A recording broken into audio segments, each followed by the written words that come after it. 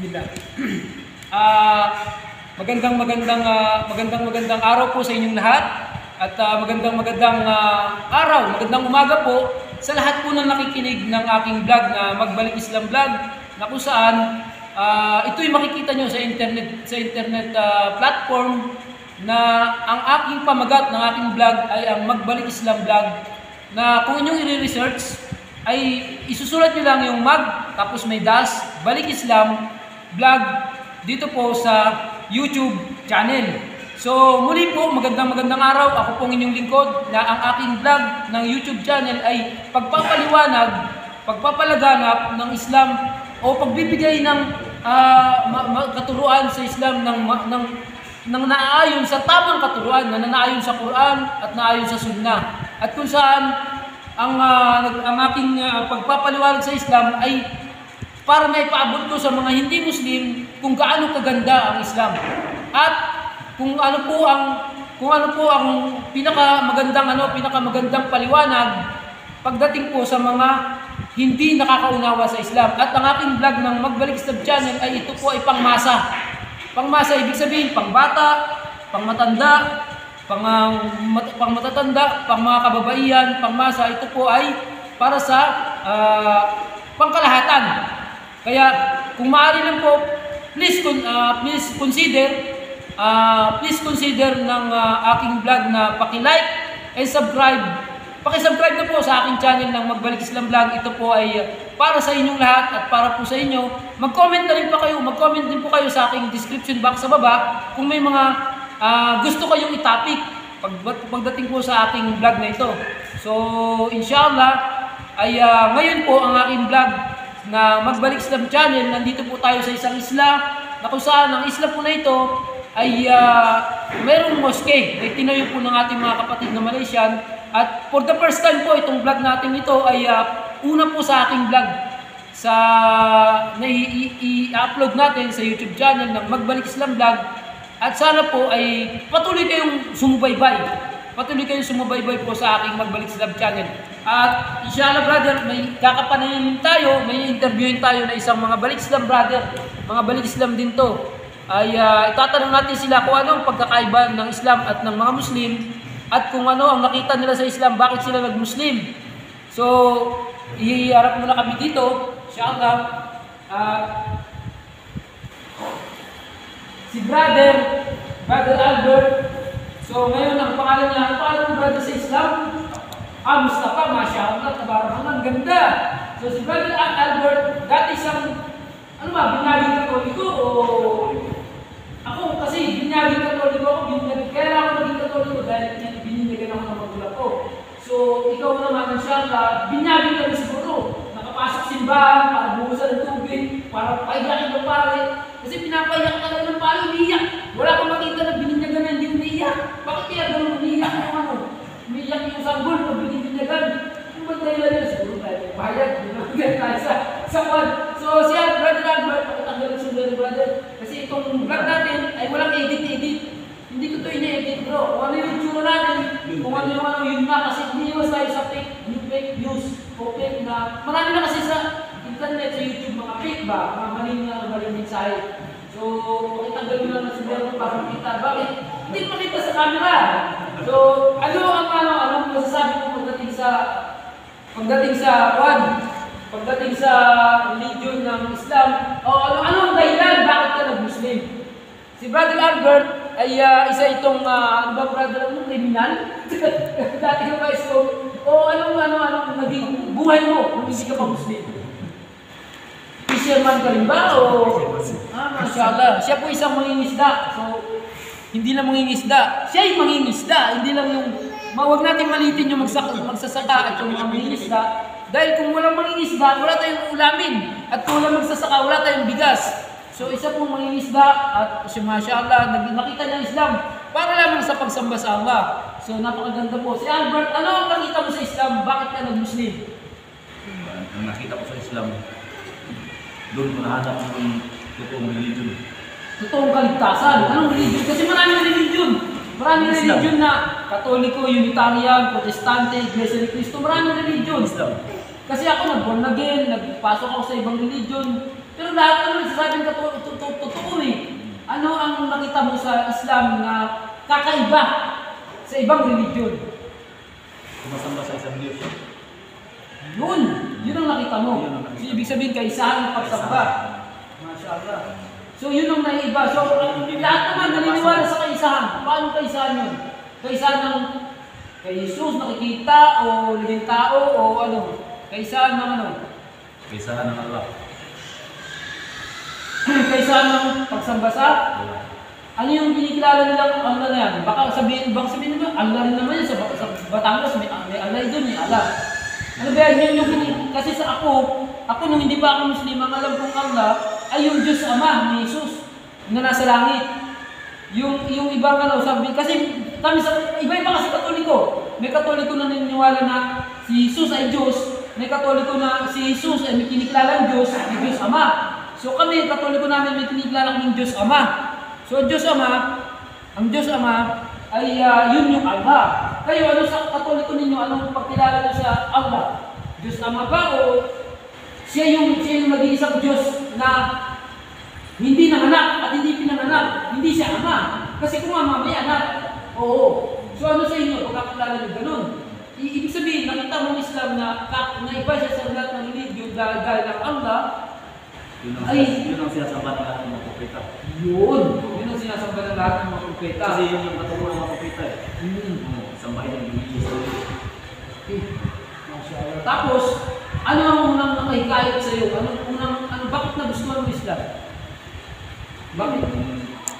Yun, bakit ka nag-Muslim? Dahil nakita mo, iba ang pagsamba sa Muslim, iba ang pagsamba sa pagkilala sa Diyos. Ano ang nahikayat sa iyo? Anong nagustuhan mo sa Islam?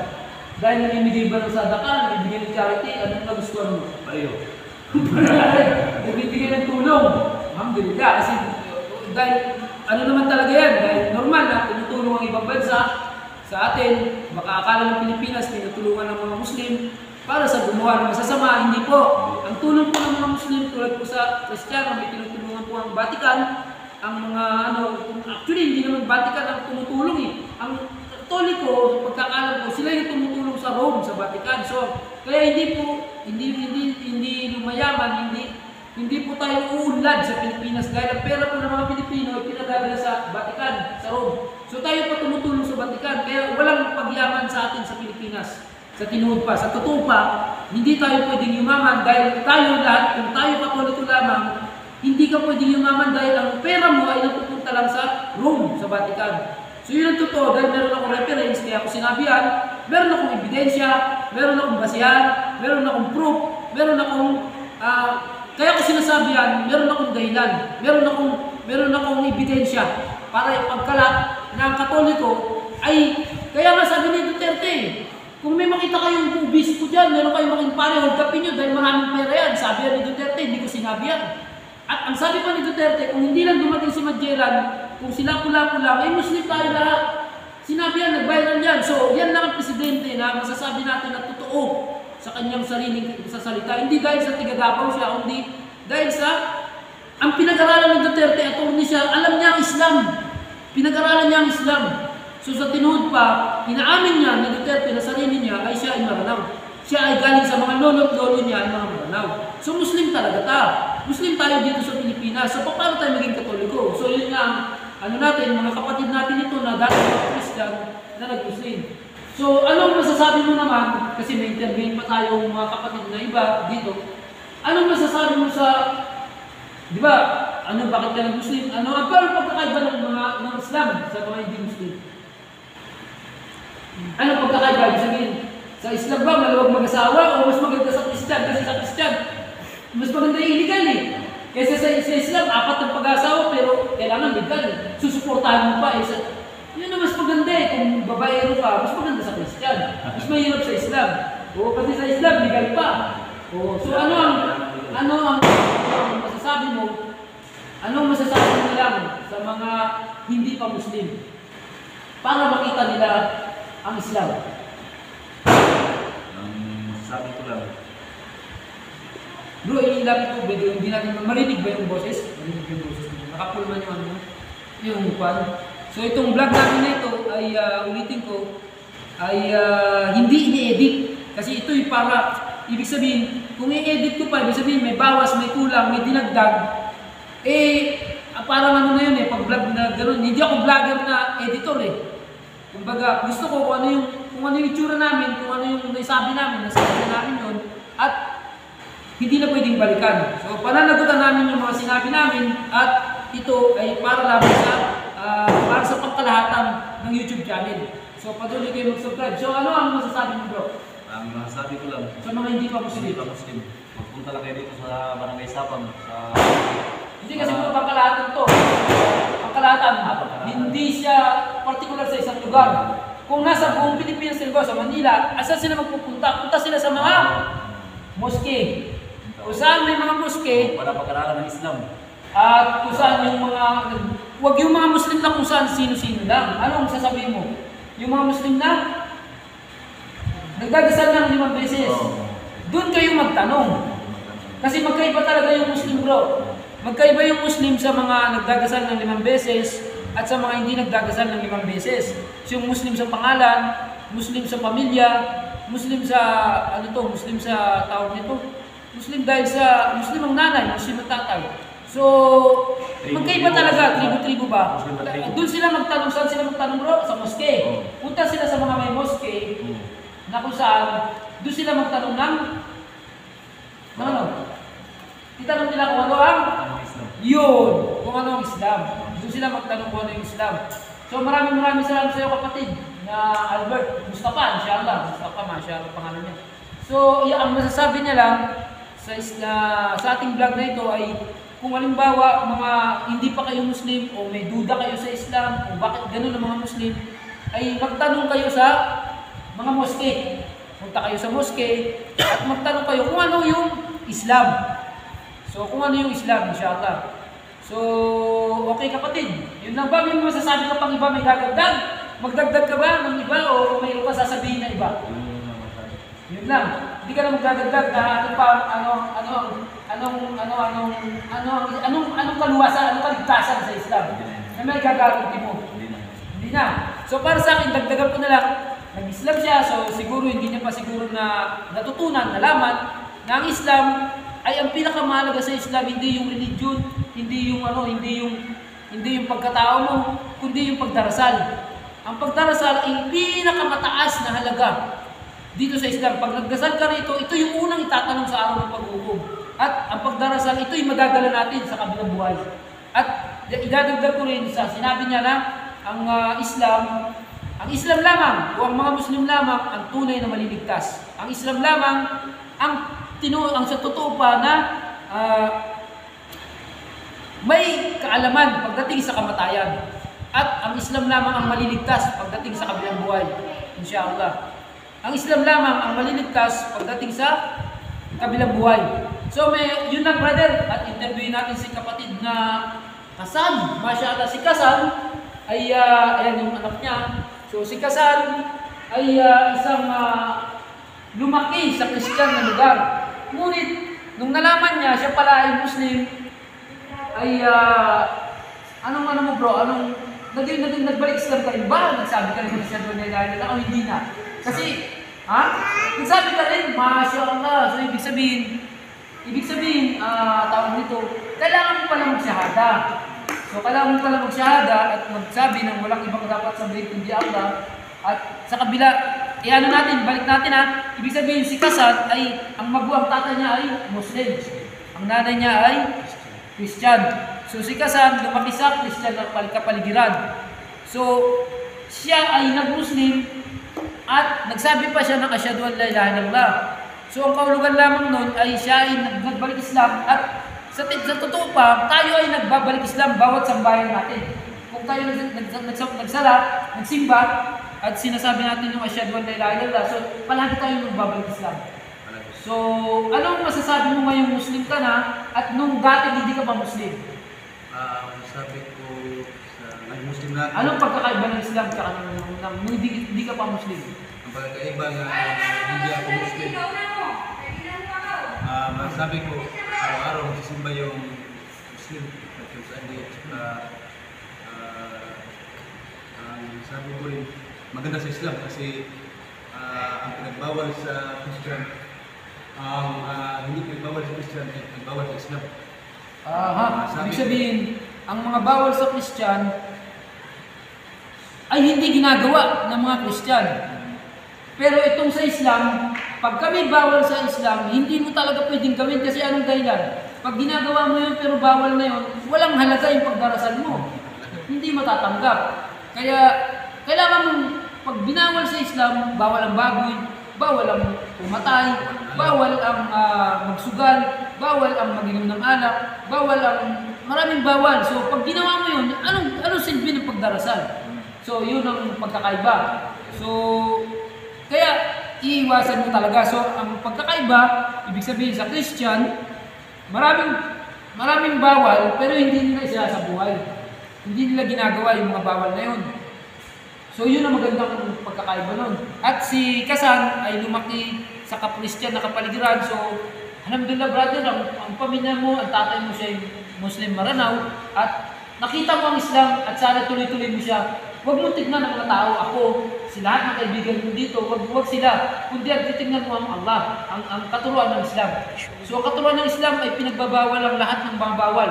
Pagsugal, pagpatay, lahat ng mga ikasasama nating tao. So, alhamdulillah, at patuloy siya nag-aaral pagdating sa Islam. So, yun lang ang masabi natin kapatid. Inshallah, at tuloy mo lang. Ano ang masasabi mo sa mga tulad mo na dating Muslim ang tatay, pero lumaki sa Christian na lugar?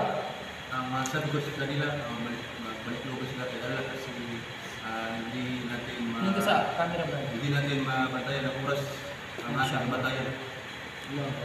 Hindi natin alam ang oras, hindi natin alam ang kamatayan. Ang kamatayan, masyaAllah. Hindi natin alam kung kailan tayo mamamatay. Ika nga, ibig sabihin, may namamatay na sanggol pa lang, may namamatay na bata na, toddler, mga adult na, mga 10 years old, 15 years old, walang edad na pinipili ang kamatayan. So, ibig sabihin, prone tayo sa kamatayan. Kung tayo sabihin na hindi tayo mamamatay, lahat na may buhay ay mamamatay. So, alhamdulillah, napabago niya yung buhay niya. So, anak niya, napabago niya yung buhay niya dahil na nagsasambayan, nagsisimba na siya ng 5 beses ang araw. So, salamat kapatid, maraming salamat inshallah. At ako naman magpapaliwanag inshallah. So, yun lang ang aking vlog na ito ay patungkol po sa mga hindi pa Muslim at sa mga Muslim na rin na kung saan ang mga Muslim ay alam nila ang Islam ay yung mga Muslim na nagtitinda dyan sa mga kanto-kanto, nagtitinda sa Quiapo, nagtitinda sa Manila, nagpupunta sa Boracay, nagpupunta sa mga palengke, sa mga merkado, pupunta sila sa palengke yung mga nagtitinda. So, sa totoo pa, ang mga nagtitinda na yan, walang ibang intention kundi ang mamuhay.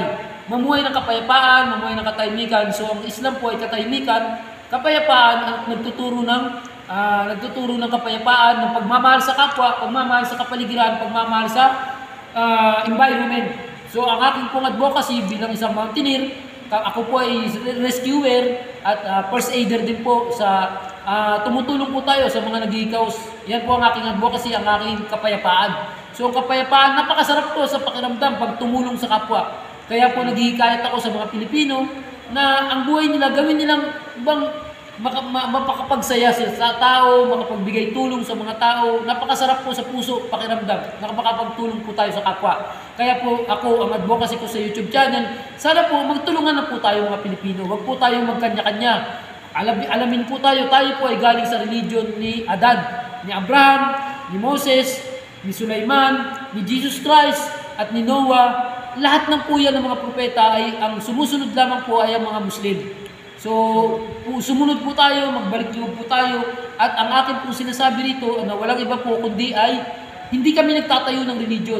Hindi kami nagkaroon o nagtayo ng bagong religion, kundi nag-uutos lang kami na bumalik kayo sa religion ng Islam. Kami ay sumusunod lang. Saksi kayo na kami ay Muslim na nagdarasal sa Allah subhanahu wa ta'ala na dakilang lumikha, na walang ibang sinasamba kundi ang Allah, at hindi kami tumatawag ng ibang Diyos maliban sa Allah. So, kami ay nag-uutos na bumalik tayo. Huwag tayong pumasok sa mga bagong tayo na religion. Huwag tayong pumasok sa bago lang tinayo na religion, bagong religion, bagong mga tawag nito, tinayo na religion, anong tawag niyan? Yung mga bagong mayroong founder. kailan itinayo ang religion, sino ang nagtayo ng religion, saan itinayo ang religion, tulad ng sabihin natin Iglesia ni Cristo. In fairness, direkta kong sasabihin kasi alam ko, ang Iglesia ni Cristo, tinayo ni Felix Manalo. Kailan na itinayo? Kung saan itinayo, may bato na itinayo doon, sabi sa Biblia. Hindi ko alam, basta may foundation siya kung kailan itinayo ang Iglesia ni Cristo. Kaya po sinasabi ng direkta sa YouTube channel dahil napakarami po ng kaibigan ko ng mga diakono at napakarami po ako mga kakilala ng mga Iglesia ni Cristo na pumasok po sa Islam. Nandiyan po si Nasir Sebastian, dating diakono, at siya po ay nag-Muslim. Napakarami pong Iglesia ni Cristo na pumasok sa Islam dahil napatunayan nila na ang Islam po ay nagtuturo mula sa original na si Abraham, ang aming ama ng religion si Abraham, at ng lahat ng katuruan ng mga propeta ay kami lang mga Muslim ang sumusunod. In fairness, huwag po natin tignan ang mga kaugalian ng mga Muslim ng tao, tignan po natin ang katuruan ng Islam. At yun po, hanggang sa muli, maraming salamat po sa inyong lahat. Ang aking vlog, magpatuloy po kayo mag-subscribe at magpatuloy po kayong mag-comment at subscribe. At mag-follow rin po kayo sa aking paki-like and subscribe hanggang uso pa ang like and subscribe. At pakishare nyo rin po ang aking YouTube channel upang ibang tao naman ay makinabang sa akin. Pakishare lang po. Like and consider as subscribe inshallah. At pakishare, pakishare na rin po sa ibang mga kapatid natin inshallah. So yun lang po, hanggang sa muli. Mabuhay po tayo mga Pilipino. Mabuhay po tayo sa bansang Pilipinas inshallah. At pumalik po tayo sa totoong religion ng Islam. Maraming salamat po. Pag-aralan niyo po ang Islam at bumalik po tayo dahil ang kaligtasan po sa hukukay, sa libingan at sa kabilang buhay, sa araw ng paghukom ay ang Islam lamang po ang maliligtas. At maraming salamat po. Islam po ang kaligtasan at ang Islam po ang pagsabi ng walang ibang Diyos na dapat sambahin kundi ang Allah. Siya po ang tunay na kaligtasan sa kabilang buhay. At muli po pagbati ng pandaigdigang pagbati ng Assalamualaikum warahmatullahi wabarakatuh po. Maraming salamat. Ang kapayapaan ay mapa sa inyo at mapa sa ating lahat. Maraming salamat po inshallah. Assalamualaikum warahmatullahi wabarakatuh.